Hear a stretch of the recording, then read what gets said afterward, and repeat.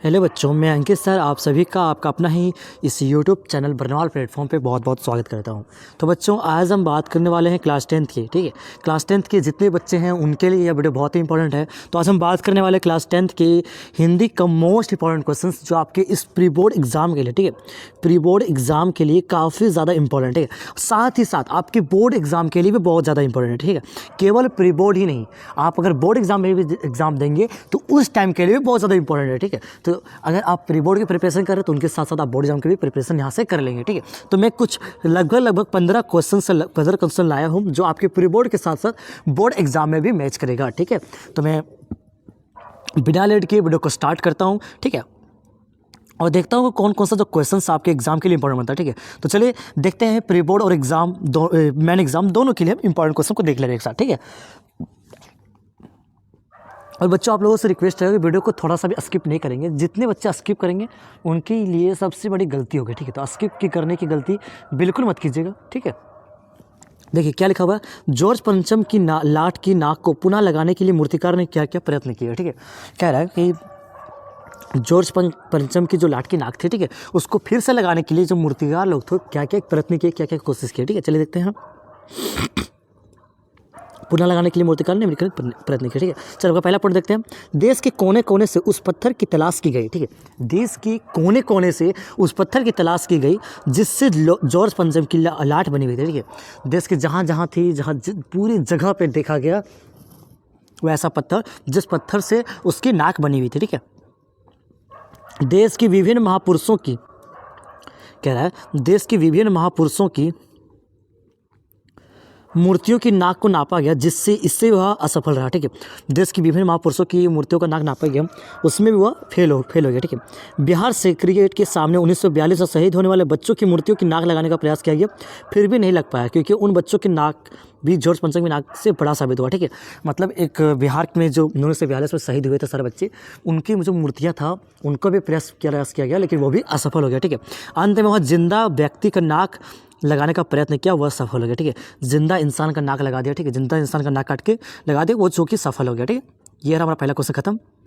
ठीक है, चलिए अब हम दूसरा क्वेश्चन देखते हैं। जॉर्ज पंचम की नाक को लगाने के लिए मूर्तिकार ने क्या प्रयास किया। चलिए देखते हैं क्या लिखा हुआ है। जॉर्ज पंचम की नाक को लगाने के लिए मूर्तिकार ने देश के कोने कोने में घूमकर पहाड़ों के पत्थर की जांच की। इसके बाद देश के कोने कोने में महापुरुषों की नाक की जांच नाप लिया, फिर भी जॉर्ज पंचम की नाक को कोई नाक नहीं मिला। इसके बाद उसने इसी प्रकार उसने कई प्रयास किए। ठीक है, ये आपको दो क्वेश्चन एक ही क्वेश्चन जैसा लगा था। ठीक है, कह रहा है कि जॉर्ज पंचम की नाक लगाने के लिए मूर्तिकार ने क्या क्या किया था। तो देश के कोने कोने में जाकर पत्थर देखा था, वो भी फेल हो गया। शहीद बच्चों का नाक देखा था, वो भी फेल हो गया। तो लास्ट में कौन सा सफल रहा बच्चों? महापुरुषों के नाक देखा था, वही फेल हो गया, लेकिन लास्ट में सफल रहा वही जो जिंदा इंसान का नाक काट के लगा दिया। है ना, समझ में आ रहा है मैं क्या बोल रहा हूँ? ठीक है, चलिए अब अगला क्वेश्चन देखते हैं क्या कह रहा है। अगला क्वेश्चन कह रहा है, बिस्मिल्लाह खान को शहनाई की मंगल ध्वनि का नायक क्यों कहा गया है। चलिए देखते हैं क्या लिखा हुआ है। शहनाई बहुत ही सुरीला वाद्य यंत्र। ठीक है, बहुत ही अच्छा लगता है शहनाई, है ना, और यह विभिन्न प्रकार के मंगल कार्य के शुभ में अवसर मनाया जाता है। ठीक है, क्या क्वेश्चन पहले समझिए। बिस्मिल्लाह खान को, ठीक है, बिस्मिल्लाह खान को शहनाई की मंगल ध्वनि का नायक क्यों कहा जाता है। ठीक है, मंगल ध्वनि का हीरो उसको क्यों कहा जाता था?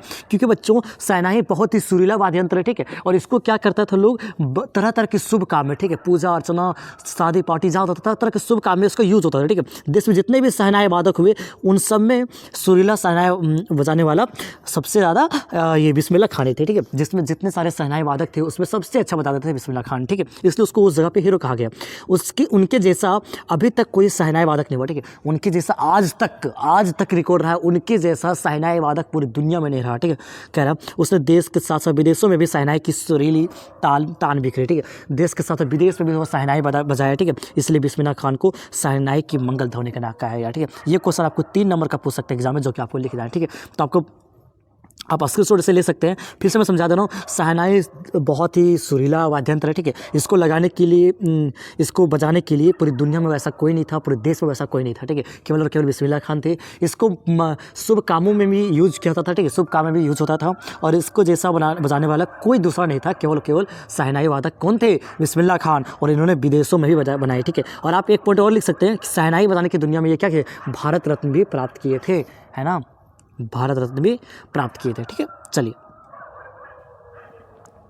अगला है शहनाई की दुनिया में डुमराव को क्यों याद किया जाता है। ठीक है, चलिए देखते हैं इसका आंसर। शहनाई को फूक फूक कर बजाया जाता है। ठीक है, शहनाई को फूक फूक कर बजाया जाता है। इसमें रीढ़ का प्रयोग होता है जो नरकट एक विशेष प्रकार के पास से बनती है। देखिए शहनाई को ना फूक के बजाया जाता है। ठीक है, तो ये जो उसमें रीढ़ का यूज़ होता है। ठीक है, ये कुछ है उसमें लगा हुआ रीढ़ का यूज़ होता है जो नरकट उसको नरकट कहते हैं, जो एक विशेष प्रकार के घास से बनती है। ठीक है, विशेष प्रकार घास से बनती है। यह नरकट डुमराव के सोन नदी के किनारे पाई जाती है, जिसलिए शहनाई की दुनिया में डुमराव को भी याद किया जाता है। साथ ही साथ प्रसिद्ध और शहनाई वादक बिस्मिल्लाह खान का जन्म स्थान डुमराव ही है। देखिए शहनाई की दुनिया में, ठीक है, डुमराव को इसलिए याद किया जाता है कि जो उस शहनाई बनता था तो उसमें जो रीढ़ का यूज़ होता था, जो उसमें लगा हुआ होता था, उसका यूज़ जो होता था वो कहाँ पे पाया जाता था। डुमराव के किनारे में एक सोन नदी था। ठीक है, सोन नदी किनारे वहाँ पे पाया जाता था, वहाँ से वो बनता था। प्लस में एक और बात, शहनाई वादक बिस्मिल्लाह खान का जन्म भी वहीं हुआ था, इसलिए डुमराव को याद किया जाता है। डुमराव को याद करने का 2 रीज़न है। क्या रीज़न है सर? देखिए बच्चों, 2 रीज़न है। पहला रीज़न बिस्मिल्लाह खान का जन्म वहीं पे हुआ था, है ना। दूसरा रीज़न आपका है कि जो उसमें सामान यूज होता था जिसका नाम नरकट है, वो विशेष प्रकार का घास से बनता था। घास से बनता था। ठीक है, विशेष प्रकार का घास से बनता था जिसका मतलब जो कहाँ मिलता था, सोन नदी में मिलता था, जो कि कहाँ पे था, डुमराव में था। ठीक है, जो डुमराव में था। समझ में आ गया सर? जी हाँ, बिल्कुल समझ में आ गया, है ना। चलिए बच्चों, देखिए ये भी सेम क्वेश्चन है, इसको भी आप पढ़ सकते हैं। ठीक है, ये मैं पढ़ूंगा नहीं, आप खुद फिर से पढ़ सकते हैं, वीडियो को पॉज करके पढ़ सकते हैं। ठीक है, चलिए आगे बढ़ते हैं हम। बिस्मिल्लाह खान को शहनाई के मंगल ध्वनि के नायक क्यों कहा, ये भी मैं बता दिया हूँ। ठीक है, सेनानी ना होते हुए भी चश्मा वाले को लोग कैप्टन क्यों कहते थे। ठीक है, सेनानी ना होते हुए भी चश्मा वाले को कैप्टन लोग क्यों कहते थे, इसका क्या रीज़न है, चलिए बताते हैं क्या रीज़न है। ठीक है, देखिए सेनानी ना होते हुए भी चश्मा वाले को कैप्टन इसलिए कहते थे, क्यों कहते थे बच्चों, चलिए देखते हैं। चश्मे वाला एक साधारण बहुत बूढ़ा मरियल सा लंगड़ा व्यक्ति था। ठीक है, चश्मा वाला जो था साधारण बूढ़ा और मरियल सा लंगड़ा व्यक्ति था, जिसमें देशभक्ति की भावना कूट कूट कर भर हुई थी। इस इंसान के अंदर क्या था, देशभक्ति की भावना थी, देश के लिए जो भावना थी पूरा भरा था, एकदम कूट कूट कर भरा था। वह गांधी टोपी पहनता था और काले रंग का चश्मा पहनता था। ठीक है, वह गांधी टोपी पहनता था और काले रंग का चश्मा पहनता था। उससे नेताजी की बिना चश्मे वाली मूर्ति अच्छी नहीं लगती थी। ठीक है, नेताजी की बिना चश्मे वाली मूर्ति अच्छी नहीं लगती थी, इसलिए नेताजी का मूर्ति को प्रतिदिन चश्मा लगाता था। शायद उसे नेताजी की बिना चश्मे वाली मूर्ति अच्छी नहीं लगती थी। उसकी इस श्रद्धा को देखकर लोग कैप्टन कहते थे। ठीक है, कैप्टन क्या करता था, चश्मा क्या करता था, उसको लगाता था। कहाँ लगाता था? नेताजी को। मतलब कहा जा रहा है कि जो सुबह सुबह जब कैप्टन जाता था तो मूर्ति की ओर से गुजरता था। ठीक है, तो वहाँ पे देखता था कि नेताजी का पास चश्मा लगा हुआ नहीं है, उसके चेहरे में, उसके आँख में चश्मा लगा हुआ नहीं है, इसलिए उसको पसंद नहीं आता था, जिसके कारण वो क्या करता था, चश्मा लगाता था। और इसी श्रद्धा के कारण, इसी देशभक्ति के कारण लोग उसे कैप्टन कहने लगे। समझ में आ गया ना। चलिए आगे बढ़ते हैं। बाल गोविंद भगत की दिनचर्या लोगों के अचरज का कारण क्यों थी, चलिए देखते हैं इसका आंसर। बाल गोविंद भगत की दिनचर्या अलग को अचरज कारण विभिन्न प्रकार से अचरज कारण बन चुकी थी। सामान्य लोगों की तरह वह भी गृहस्थ थे, उनके बावजूद ईश्वर प्रति में ललिनता कबीरपंथ गायन में साफ साफ दिखाई देती है। ठीक है, कह रहा है कि समान लोगों की तरह वो भी गृहस्थ थे, लेकिन वो जो क्या करते थे, कबीरपंथी गायन में वो साफ साफ दिखाई देते थे। गीतों के माध्यम से वो प्रभु से जुड़े हुए थे। ठीक है, प्रभु से, भगवान से, ईश्वर से वो जुड़े हुए थे। आम जीवन के सारे कर्तव्यों को निर्वाह करते हुए परमात्मा का बोध अचरज की बात क्यों ना हो, अपने इकलौते बेटे की मृत्यु का शोक मनाने के बजाय उत्सव मनाने का आग्रह अचरज की थी बात है। ठीक है, बिल्कुल सही बोल रहा है। कह रहा है कि बाल गोविंद भगत जो थे लोगों का अचरज का कारण इसलिए बने हुए थे क्योंकि वो गृहस्थ भी थे, हाँ, सामान्य लोगों की तरह कार्य भी करते थे।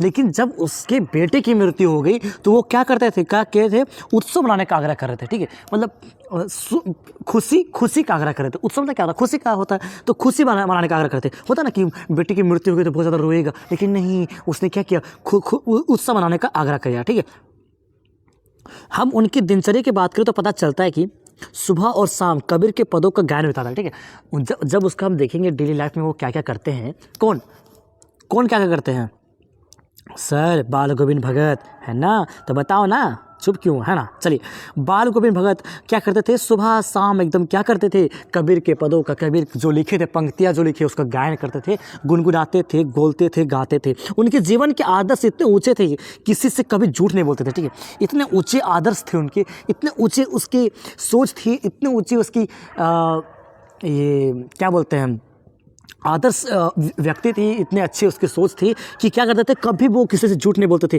किसी से झगड़ा भी नहीं करते थे, सबके साथ खुश रहा करते थे, किसी के साथ खामखा झगड़ा भी नहीं करते थे, यहाँ तक कि किसी को भी चीज़ बिना पूछे नहीं छूते नहीं थे। देखिए बाल गोविंद भगत क्या करते थे, कभी किसी को झूठ नहीं बोले हैं, इतने अच्छे व्यक्ति थे, कभी किसी को झूठ नहीं बोले, कभी लड़ाई झगड़ा नहीं किए हैं, बिना पूछे किसी का सामान नहीं छूते थे, है ना। अपने खेत में पैदा होने वाला अनाज को वह कबीर के दरबार लेते थे, ठीक है। अपना जब पैदा होता था अनाज, उसको क्या करते थे, कबीर के दरबार ले जाते थे, वहाँ प्रसाद स्वरूप जो प्राप्त होता उसे भेंट स्वरूप ग्रहण करते, उसी से गुजारा चलाते, ठीक है। प्रसाद स्वरूप वो गुजारा चलाते थे, प्रसाद स्वरूप जो उसको मिलता था उसी से वो गुजारा चलाते थे। इस प्रकार उनकी दिनचर्या को में पदों को गाना, गृहस्थी के कार्य करना, परवित्या संग समागम आदि में जीवन बिताना सभी अचरज के कारण थे। यही सब कारण की वजह से उसको अचरज का कारण में शामिल किया गया, ठीक है। क्या समझ में आ रहा है? आगे क्वेश्चन है, उद्धव के व्यवहार की तुलना किससे करिए। बच्चे जो भी वीडियो को स्किप कर रहे हो, स्किप करने की गलती बिल्कुल मत करना, क्योंकि ये आपके प्री बोर्ड के साथ साथ बोर्ड एग्जाम जो आपका फरवरी में होने वाला काफ़ी ज़्यादा उसके लिए इंपॉर्टेंट है। तो मैं अंकित सर इसी तरह की कंटिन्यू वीडियो इसी चैनल पे लाता रहता हूँ। तो अगर आप इंस्टाग्राम से मुझसे नहीं जुड़े हैं तो इंस्टाग्राम पर जुड़ जाए, आपको डिस्क्रिप्शन में लिंक मिल जाएगा, है ना। और आने वाले सारे एग्जाम्स के लिए अगर आप प्रिपरेशन अच्छे तरीके से करना चाहते हैं तो उसका सारा प्रिपरेशन इसी चैनल पर करवा दूँगा। तो जो बच्चे इस चैनल पर नए आए हो, चैनल को सब्सक्राइब कर बेल आइकन जरूर प्रेस कर लेना, ठीक है। तो देखते हैं उद्धव के व्यवहार की तुलना किस किस से की गई। चलिए देखते हैं, उद्धव के व्यवहार की तुलना भौरों से की गई, ठीक है। भौरा जैसे कोला है वैसे ही उद्धव का मन है, ठीक है। इसलिए गोपियों को कृष्ण के भूलने कहने पर निर्गुण उपासना का संदेश देते हैं। प्रथम पद में हम कहते हैं कि घोलने की तुलना कमल से की गई।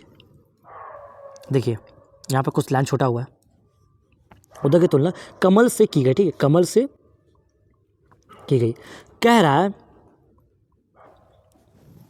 गोपिया लोग जो थे ना वो उद्धव को बोले थे कि आप एकदम कमल जैसे हो, कि कमल जो होता है बच्चों वो कीचड़ में पैदा होता है, ठीक है, पानी में पैदा होता है, लेकिन पैदा होने के बाद भी कमल कभी भी कीचड़ में नहीं लगाया, कीचड़ में लगा नहीं, उसमें पत्ते में कीचड़ होता है क्या, नहीं, तो फिर सुंदर दिखते हैं। वही कह रहा है कि आप पानी में होते भी आप पानी में नहीं, पानी के नहीं हुए, कीचड़ में रहने के बाद भी आप कीचड़ जैसे नहीं लगे, आप किसी का क्या हो गए, है ना। उद्धव कहता है कि गोपिया आप सब कृष्ण को भूल जाइए, तो वही गोपिया कहती है हम कृष्ण को कभी नहीं भूल पाएंगे, कभी उसे भूला नहीं पाएंगे, कृष्ण हमारे रूह में बसे हैं, हम उसे प्रेम करते हैं। वही कह रहा है आप एकदम भौरा हो, भौरा जिसका आप एकदम भौरा, उद्धव मतलब होता भौरा, है ना, भौरा हो, भौरा, आप मन जो है एकदम विचलित है, आप प्रेम का अर्थ नहीं समझते हैं ना, वो आप कमल की तरह हैं, आप कमल होकर भी आप कीचड़ के नहीं हुए, आप पानी के नहीं हुए। वही कह रहा है कि आप कमल की तरह है ना।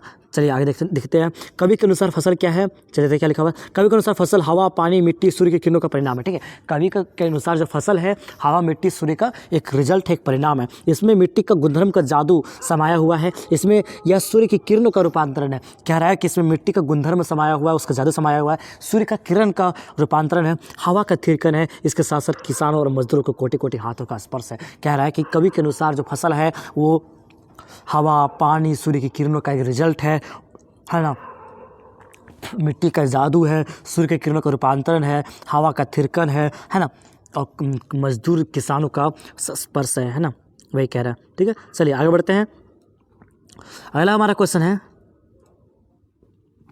गोपियों ने उद्धव को योग की शिक्षा कैसे लोगों को देने की बात की है, ठीक है। गोपियाँ जो थे उद्धव को योग की शिक्षा कैसे देने कैसे लोगों को देने की बात की है। गोपियाँ उद्धव से वैसे लोगों को योग का संदेश देने की बात की जिसका मन अस्थिर नहीं है, ठीक है।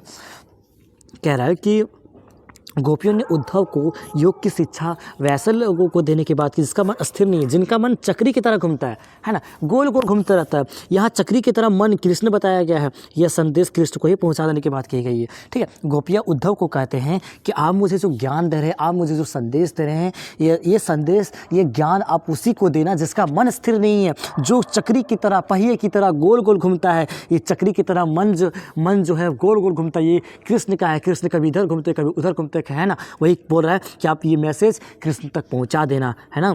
चलिए आगे बढ़ते हैं, अगला हमारा कौन सा क्वेश्चन है ना, गोपिया के अनुसार राजा का धर्म क्या होना चाहिए बच्चों? तो गोपिया के अनुसार राजा का धर्म होना चाहिए प्रजा की रक्षा करना।